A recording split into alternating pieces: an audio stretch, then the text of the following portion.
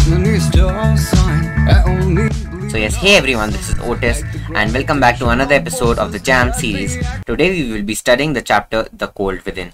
तो जो चैप्टर है द कोल्ड विद इन, इसको लिखा है मिस्टर जेम्स पैट्रिक ने, एंड इस चैप्टर में उन्होंने बेसिकली बताने की कोशिश करी है कि ह्यूमंस एक दूसरे से जो एनवी करते हैं अपनी रेस, रिलीजन या फिर बहुत सारी चीज़ों के बेसिस पर, वो कैसे उन्हीं पे बैकफायर करती है, उन्हीं के लिए ख़राब है. तो आगे बढ़ते हैं. Just in case if you don't know me, I am Otis and I will be your study guide at clarify knowledge. So let's just get started. शुरू करने से पहले मैं आपको ये बता दूं कि जितनी भी स्लाइड्स हैं, प्रेजेंटेशंस हैं, आपके टेस्ट सीरीज़ हो गए, क्विजेस हो गए, आपको ये सारी चीज़ें अगर अपने एग्जाम की प्रिपरेशन के लिए चाहिए फ्री में, तो आपको क्लैरिफाई नॉलेज के ऐप पे बिल्कुल फ्री ऑफ कॉस्ट मिल जाएंगी बहुत आराम से. वहाँ जाके आप अपने डाउट सॉल्व कर सकते हैं डाउट्स टैब पर. तो चलिए शुरू करते हैं फिर. हाँ, तो पहला स्टैंजा इसमें एक है कि 6 humans trapped by happenstance.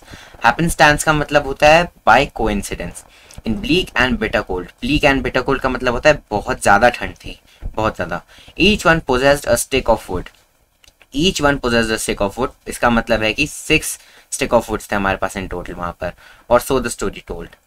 Their dying fire in need of logs. The first man held his back. For the faces round the fire, he noticed one was black. तो जो फायर थी उसके आसपास जब उसने देखा तो एक बंदे की रेस ब्लैक थी. तो जब उसने देखा कि वहाँ पे एक ब्लैक पर्सन बैठा हुआ है, तो उसको लगने लगा कि अब मैं इसको अपनी मैं इसको अपनी स्टिक क्यों दूँ और मैं अपनी स्टिक से इसकी जान क्यों बचाऊँ. तो उसने अपनी जान को नहीं देखकर उसकी जान को देखा और उस पर एनवी करते हुए अपनी स्टिक नहीं दी. तो आगे देखते हैं.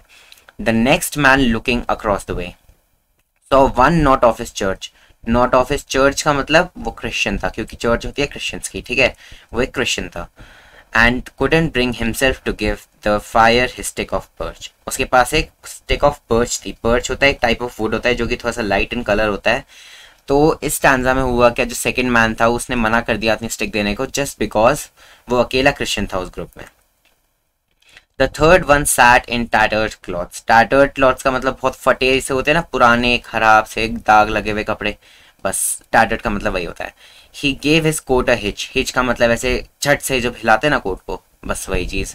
Why should his log be put to use? To warm the ideal rich. तो इसका मतलब है कि जब उसका जो लॉग है वो अपने लॉग को क्यों यूज़ करे, जो रिचेज है उनको फायर देने के लिए, क्योंकि जो टाटर्ड क्लोथ्स में उसके पास तो ऑब्वियसली मतलब लाइक कम पैसे होंगे और कम फैसिलिटीज़ होंगी, और जो रिच है वो सोच रहा है कि रिच के पास तो बहुत सारी फैसिलिटीज़ हैं, तो मैं उसको अपनी स्टिक से क्यों हेल्प करूं, वो अपना खुद का काम करेंगे, ऐसा वाला सोचा उसने.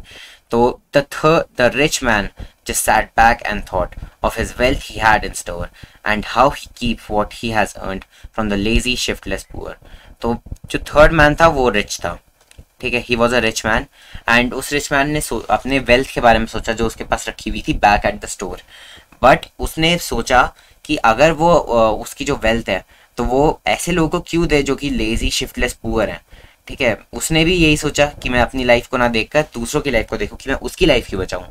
The black man's face bespoke revenge. Black man वही जिसके लिए फर्स्ट मैन ने अपनी वो स्टिक वापस ले ली थी. Face bespoke fire. Bespoke revenge का मतलब होता है कि उसने बोला नहीं अपने मुंह से, पर उसके फेस से दिख रहा था, फेस के एक्सप्रेशन से दिख रहा था revenge.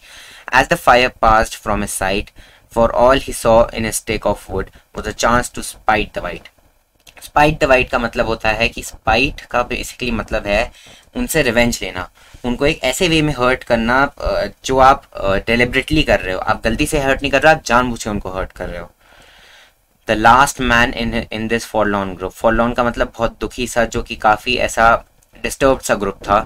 Did not expect for gain, only giving only to those who give was how he played the game. तो जो लास्ट मैन था उसका स्ट्रैटेजी ये थी कि वो सिर्फ ऐसे लोगों को ही अपना स्टिक देना चाहता था जो कि उसको अपनी स्टिक दें, और जो बाकी लोग थे वो किसी ना किसी रीज़न की वजह से अपनी स्टिक नहीं लगा रहे थे. तो इसने बोला कि जब कोई नहीं लगा रहा है तो मैं क्यों लगाऊं.